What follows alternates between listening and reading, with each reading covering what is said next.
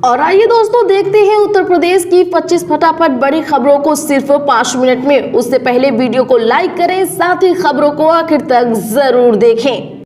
48 घंटे में किसानों को किया जाए भुगतान, धान खरीद को लेकर सीएम योगी का सख्त निर्देश। जी हां, बता दें कि मुख्यमंत्री योगी आदित्यनाथ ने आज अपने सरकारी आवास पर आयोजित एक उच्च स्तरीय बैठक में प्रदेश में धान खरीद की समीक्षा की। उन्होंने मूल्य समर्थन योजना के अंतर्गत धान खरीद प्रक्रिया को पूरी तत्परता एवं पारदर्शिता के साथ संचालित करने के निर्देश दिए। धान खरीद के बाद किसानों के भुगतान को लेकर भी सीएम योगी ने सख्ती दिखाई। मुख्यमंत्री योगी ने कहा कि प्रदेश सरकार के लिए किसानों का हित सर्वोपरि है। धान में किसी भी स्तर पर लापरवाही बर्दाश्त नहीं की जाएगी। किसानों की सुविधा के दृष्टिगत प्रदेश के सभी क्रय केंद्र क्रियाशील रहे। प्रत्येक दशा में खरीद के 48 घंटे में कृषक को भुगतान किया जाना सुनिश्चित किया जाए। अब रेलवे स्टेशनों और ट्रेनों में नहीं मिलेगा मांसाहारी भोजन। आईआरसीटीसी ने यात्रियों की सुविधा के लिए लिया बड़ा फैसला। जी हां, बता दें कि नवरात्र के बाद अब छठ पर्व के लिए रेलवे स्टेशनों और ट्रेनों में यात्रियों को शाकाहारी नाश्ता व भोजन परोसा जा रहा है। Indian railway catering and tourism corporation के बेस किचन, ट्रेनों के पेंट्री कार और स्टेशन स्थित खानपान स्टॉलों पर मांसाहार प्रतिबंधित कर दिया गया है, ताकि रेल यात्रा में भी लोग बेहिचक शुद्ध शाकाहार नाश्ता और भोजन ले सके। ऐसा छठ पर्व को देखते हुए किया गया है। लखनऊ में रहेगी आज छुट्टी। छठ को लेकर बंद रहेंगे ये स्कूल, कॉलेज और सरकारी ऑफिस। जी हां, यूपी की राजधानी लखनऊ में आज छठ पूजा के चलते अवकाश रहेगा। सभी स्कूल, कॉलेज और दफ्तर बंद रहेंगे। डीएम सूर्यपाल गंगवार ने आज इस संबंध में आदेश जारी कर दिया है। जिलाधिकारी अपने स्तर से 3 स्थानीय अवकाश घोषित कर सकते हैं। इसके तहत उन्होंने 7 नवंबर को जिला स्तरीय स्थानीय अवकाश घोषित किया है। जिन विभागों में 5 दिवसीय कार्य सप्ताह की व्यवस्था है, वहां डीएम का आदेश लागू नहीं होगा। 5 दिवसीय कार्यालय खुले रहेंगे। हायर एजुकेशन के लोन पर 75% क्रेडिट गारंटी मिलेगी। पीएम विद्या लक्ष्मी योजना को कैबिनेट की मिली मंजूरी। 860 संस्थानों के 22 लाख छात्रों को होगा फायदा। जी हां दोस्तों, बता दें कि आज हुई मोदी कैबिनेट की बैठक में पीएम मोदी ने विद्या लक्ष्मी योजना को मंजूरी दे दी। इसमें हायर एजुकेशन के लिए 7.5 लाख रुपए तक के लोन पर भारत सरकार 75% क्रेडिट गारंटी देगी। 8 लाख रुपए सालाना आय वाले परिवार के बच्चों को 10 लाख रुपए तक के लोन पर 3% ब्याज अनुदान भी दिया जाएगा। 4.5 लाख रुपए तक के सालाना आय वाले छात्रों को पहले से पूर्ण ब्याज अनुदान मिल रहा है। इस योजना के दायरे में देश के प्रमुख 860 हायर एजुकेशन सेंटर्स के 22 लाख छात्र छात्रा आएंगे। कानून के अनुसार सर्वेक्षण व सीमांकन किया गया या नहीं, बहराइच ध्वस्तीकरण मामले में हाई कोर्ट का सवाल। दरअसल हाई कोर्ट की लखनऊ बेंच ने बहराइच में कथित अतिक्रमण के विरुद्ध ध्वस्तीकरण की कार्रवाई को चुनौती देने वाली जनहित याचिका पर सुनवाई के दौरान यूपी सरकार से पूछा है कि कानून के अनुसार सर्वेक्षण व सीमांकन किया गया अथवा नहीं। न्यायालय ने यूपी सरकार से अन्य बिंदुओं पर भी जानकारी मांगते हुए अगली सुनवाई के लिए 11 नवंबर की तिथि नियत कर दी है। वहीं सरकार की ओर से कोर्ट को बताया गया कि उसका जवाबी हलफनामा दाखिल हो चुका है। इस पर न्यायालय ने याचिका को प्रत्युत्तर दाखिल करने का आदेश दिया। काटने बांटने की भाषणबाजी छोड़ डीएपी बंटवाई सरकार। अखिलेश यादव ने भाजपा पर फिर बोला करारा हमला। जी हां, समाजवादी पार्टी के राष्ट्रीय अध्यक्ष अखिलेश यादव ने कहा है कि भाजपा सरकार ने किसानों को बर्बाद कर दिया है। प्रदेश में डीएपी की कमी से हाहाकार मचा है। सरकार को अगर काटने बांटने की भाषणबाजी और पॉलिटिक्स पैटर्न से फुर्सत मिले तो डीएपी बंटवा दे, क्योंकि बुआई का सीजन फिर साल भर बाद ही आएगा। भाजपाइयों की नौटंकी और भाषणबाजी से किसान बहुत ज्यादा परेशान हैं। जीवन बीमा धारकों का डूबने से बचेगा पैसा। एलआईसी समेत सभी जीवन बीमा कंपनियों में लागू हुई नई व्यवस्था। जी हां, बता दें कि जीवन बीमा की पॉलिसी लेने वाले मुरादाबाद के करीब 1.25 लाख ऐसे लोगों को बड़ी राहत मिलेगी जो पहले साल प्रीमियम चुकाने के बाद किन्हीं कारणों से दूसरे साल की किस्त नहीं चुका पा रहे थे या फिर पॉलिसी बंद कर दे रहे थे। ऐसे सभी लोगों का पैसा अब डूबने से बच जाएगा। दरअसल पॉलिसी की अवधि पूरी होने पर पहले प्रीमियम के तौर पर जमा कराई गई धनराशि उन्हें वापस मिल जाएगी। मुरादाबाद में एलआईसी की रामगंगा विहार शाखा के प्रबंधक संजीव कुमार ने बताया कि IRDA द्वारा जारी गाइडलाइन के अनुरूप सभी जीवन बीमा कंपनियों में नई व्यवस्था लागू कर दी गई है। यूपी में अब सबसे ज्यादा होंगी ग्रामीण बैंक की शाखाएं स्टेट बैंक से भी ज्यादा। जी हाँ दोस्तों, बता दें कि यूपी में अब सबसे ज्यादा शाखाएं ग्रामीण बैंक की होंगी स्टेट बैंक से भी ज्यादा।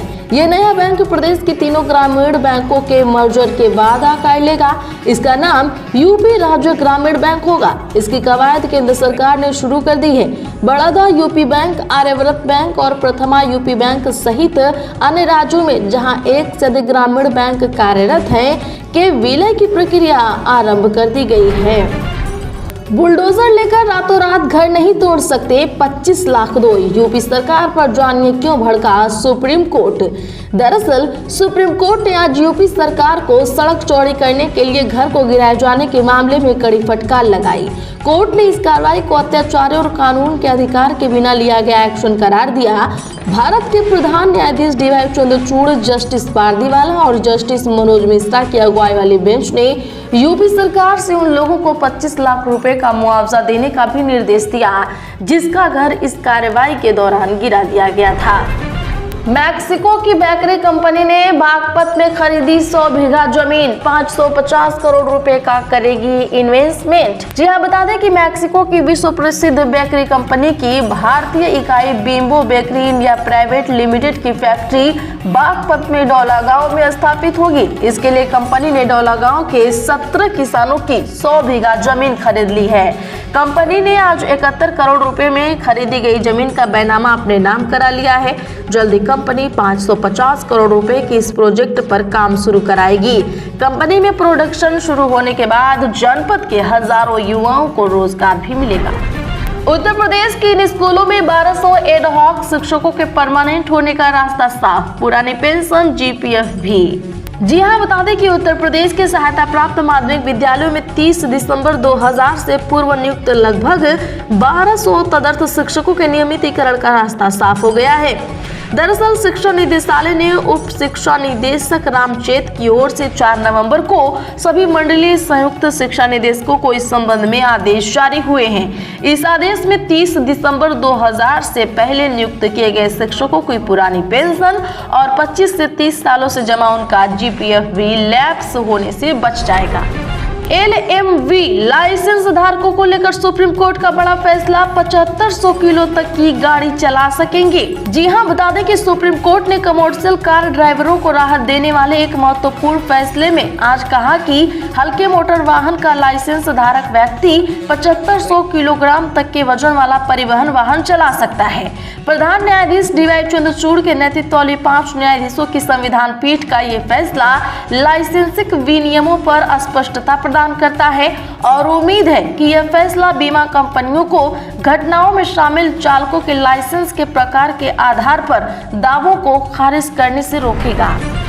22 PPS अधिकारियों की हुई प्रोन्नति, बने IPS, 74 पुलिस अधिकारी भी होंगे प्रोन्नत। जी हाँ, बता दें कि उत्तर प्रदेश के 22 PPS अधिकारियों को प्रोन्नत करके IPS बना दिया गया है। इस संबंध में राष्ट्रपति से मंजूरी मिलने के बाद गृह मंत्रालय ने अधिसूचना जारी कर दी है। 7 अक्टूबर को हुई DPC में 24 अधिकारियों का नाम शामिल था। गृह मंत्रालय ने फिलहाल 2 अधिकारियों को प्रोन्नति नहीं दी है। आपने भी पाल रखे हैं कुत्ते और बिल्ली तो लग सकता है आप पर 5000 का जुर्माना, जाने वजह। यहाँ कुत्ते बिल्ली के शौकीन लोग तो महंगे दामों में इनको खरीद लेते हैं, लेकिन इनका पंजीकरण नगर निगम अभिलेखों में दर्ज करने में 10 रुपए भी खर्च नहीं कर रहे। ऐसा हम नहीं, बरेली नगर निगम का रिकॉर्ड बता रहा है। जी हाँ, नगर निगम सीमा में अनुमानित 25,000 से ऊपर पालतू कुत्ते हैं, जबकि 130 लोगों ने ही नगर निगम में पंजीकरण किया है। अब ऐसा न करने पर 5000 रुपए का जुर्माना लगेगा। हम बहुत शर्मिंदा हैं, दोबारा ऐसा नहीं करेंगे। अब इंस्टाग्राम पर माफी मांग रहा योगी को धमकी देने वाला सैफ। जी हाँ दोस्तों, बता दें कि उत्तर प्रदेश के CM योगी आदित्यनाथ को जान से मारने की धमकी देने का आरोपी सैफ उर्फ रियाजुल अंसारी अब सोशल मीडिया प्लेटफॉर्म X पर माफी मांग रहा है। इंस्टा पर उसने लिखा है कि इस कृत्य के लिए कान पकड़कर मैं माफी मांगता हूँ, ऐसी गलती फिर दोबारा नहीं करूंगा। हालांकि मुंबई पुलिस प्रकरण की जाँच कर रही है। राहुल गांधी की नागरिकता के मुद्दे पर CBI ने शुरू की जांच, दिल्ली हाई कोर्ट को दी गई जानकारी। बता दें कि कांग्रेस नेता राहुल गांधी की नागरिकता के मुद्दे पर सीबीआई जांच कर रही है। दिल्ली हाई कोर्ट को आज यह जानकारी दी गई। अदालत को बताया गया कि इलाहाबाद हाई कोर्ट में भी इस मसले पर जनहित याचिका दाखिल है, जिस पर सुनवाई चल रही है। इसी को लेकर कांग्रेस नेता राहुल गांधी की नागरिकता की सीबीआई जांच शुरू की गई है। इस पर अदालत ने कहा है कि वह नहीं चाहती कि कोई विरोधाभासी आदेश पारित किया जाए। यूपी के इस जिले में दर्जन भर मकानों पर लटकी कार्रवाई की तलवार, जारी हुआ नोटिस, मचा हड़कंप। जी आप बता दें कि यूपी के रायबरेली के ऊंचाहार में सीएचसी के पास स्थित बेशकीमती भूमि पर भूमाफियाओं के द्वारा अवैध कब्जा करके बनाए गए मकानों को आज राजस्व कर्मियों ने चिन्हित कर दिया। चिन्हित किए गए अवैध मकान के खिलाफ अग्रिम कार्रवाई किए जाने के निर्देश दिए गए। इससे अवैध कब्जेदारों में हड़कंप मचा हुआ है। हरदोई में बड़ी घटना, डीसीएम और ऑटो की टक्कर में 11 लोग चल बसे, 4 घायल। जी हां, उत्तर प्रदेश के हरदोई में एक बड़ी घटना सामने आई है। यहां बिलग्राम कोतवाली क्षेत्र में बिलग्राम कानपुर हाईवे पर तेज रफ्तार डीसीएम ने ऑटो को टक्कर मार दी। इस घटना में 11 लोग मौके पर ही चल बसे, जबकि 4 लोग गंभीर रूप से घायल हुए नजर आ रहे हैं। चल बसने वालों में 6 महिलाएं शामिल हैं। मौके पर पहुंची पुलिस ने सभी घायलों को अस्पताल पहुंचाया है। सपा नेत्री काजोल निषाद फिर चर्चा में, 3 लोगों के खिलाफ दर्ज कराया केस, जाने पूरा मामला। जी हां, बता दें कि सपा नेता और अभिनेत्री काजोल निषाद एक बार फिर चर्चा में हैं। मुंबई स्थित गोरेगांव सोसाइटी में 2 डेवलपर्स और एक निर्माण कार्य आपूर्तिकर्ता सहित 3 लोगों पर काजोल निषाद ने आवासीय फ्लैट देने के नाम पर 70 लाख रुपए की ठगी का आरोप लगाया है। काजोल निषाद की तहरीर पर मुंबई के डिंडोसी इलाके की पुलिस ने मंत्री रियल्टीज की सरिता मंत्री, सुनील मंत्री और सिनर्जी कंस्ट्रक्शन के मालिक शांति नारायण राठी के खिलाफ केस दर्ज कर जांच शुरू कर दी है। गुड न्यूज, कानपुर से लखनऊ आने जाने का ट्रैफिक लोड 40% हो जाएगा कम, मिलेगी बड़ी राहत। जी हां, बता दें कि कानपुर से लखनऊ रूट पर आने जाने वाले वाहनों का 40% ट्रैफिक लोड को वैकल्पिक रूट पर करने की दिशा में काम तेजी से चल रहा है। मार्च 2025 से ट्रैफिक शिफ्ट होना शुरू होगा। सबसे ज्यादा राहत जीटी रोड के ट्रैफिक को मिलेगी। गंगा बैराज होकर ट्रैफिक चलेगा। अभी 15% ट्रैफिक इस रूट पर शिफ्ट हुआ है। इस दिशा में चल रही परियोजनाओं का काम तेजी से कर दिया गया है। लखनऊ में इलेक्ट्रिक वाहन चार्ज करना होगा आसान। जैनेश्वर मिश्र पार्क और लोहिया पार्क में लगाया गया चार्जिंग प्वाइंट। जी हां, राजधानी में इलेक्ट्रिक वाहनों से चलने वाले बेधड़क अब चल सकते हैं। अब उन्हें चार्जिंग की समस्या नहीं होगी। दरअसल शहर में प्रमुख 3 स्थानों पर इलेक्ट्रिक चार्जिंग स्टेशन बनकर तैयार हैं। लखनऊ विकास प्राधिकरण ने TPP मोड पर इन्हें स्थापित कराया है। पुणे की कंपनी फोटान प्राली ने 3 स्टेशनों का निर्माण कराया है। जैनेश्वर मिश्र पार्क, लोहिया पार्क और ज्योतिबा फूले पार्क के बाहर EV चार्जिंग स्टेशन की स्थापना की गई है। जल्दी इनका उद्घाटन किया जाएगा। प्रयागराज में अतीक के बेटे उमर की जमानत खारिज। 5 करोड़ रुपए रंगदारी मांगने के मामले में उमर की जमानत अर्जी जिला न्यायालय से खारिज। बता दें कि माफिया अतीक अहमद के बेटे उमर की जमानत अर्जी जिला न्यायालय से खारिज हो गई है। बिल्डर मोहम्मद मुस्लिम से 5 करोड़ रुपए की रंगदारी मांगने के मामले में आरोपित अतीक अहमद के बेटे मोहम्मद उमर की जमानत अर्जी को जिला न्यायालय ने खारिज कर दिया है। जिला जज संतोष राय ने आरोपित की जमानत अर्जी पर अभियोजन की ओर से जिला शासकीय अधिवक्ता फौजदारी गुलाब चंद्र अग्रहरी और आरोपित के अधिवक्ता के तर्कों को सुनकर खारिज दिया। 106 किलोमीटर सड़क की जा रही चौड़ी, दिसंबर तक पूरा हो जाएगा रायबरेली प्रयागराज हाईवे का काम।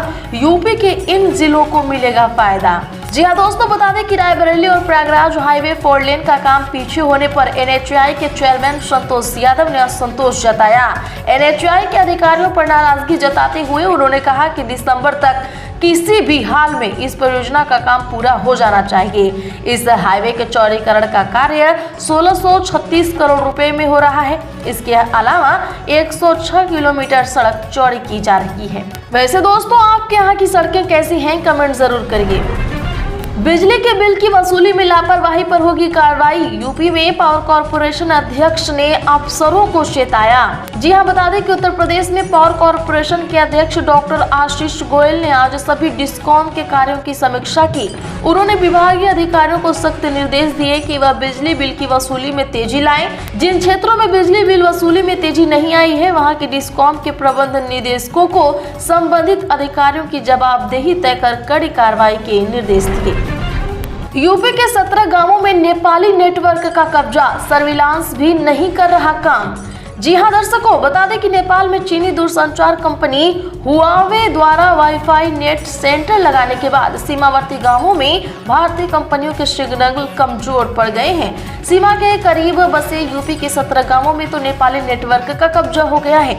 गोरखपुर जोन में आने वाले इन गांवों में भारतीय नेटवर्क अब बिल्कुल काम नहीं करता।